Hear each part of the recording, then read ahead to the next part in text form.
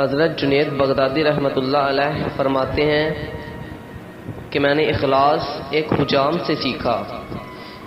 فرماتے ہیں کہ میرے ایک دفعہ بال بڑے ہو گئے تھے اور میرے استاد صاحب نے کہا کہ جنید بیٹا اب آپ کے بال بڑے ہو گئے ہیں، آپ اسے کٹوا دیں۔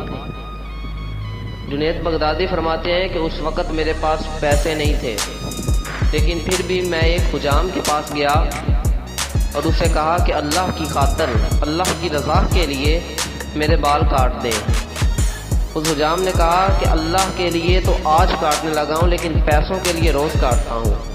اس حجام نے میرا سر چوم کر مجھے کرسی پر بٹھایا اور جو کرسی پر پہلا بندہ تھا اسے سائڈ پر کر دیا اور روتے ہوئے میرے بال کاٹ رہا تھا۔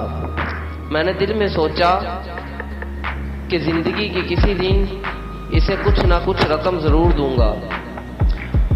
جنید فرماتے ہیں کہ عرصہ گزر گیا، میں صوفی بن گیا۔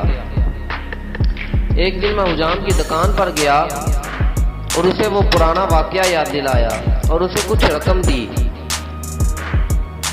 حجام نے جب وہ رقم دیکھی نا تو حجام نے بہت پیارا جملہ کہا۔ حجام نے کہا کہ جنید تو اتنا بڑا صوفی بن گیا، لیکن تجھے اتنی بات ابھی تک سمجھ میں نہیں آئی کہ جو کام اللہ کی رضا کے لیے کیا جائے نا، اس کا بدلہ اللہ کی مخلوق سے نہیں لیتے، لیکن آج ہم ہر نیکی کا بدلہ اس انسان سے چاہتے ہیں جس کے ساتھ ہم نے نیکی کی ہوتی ہے۔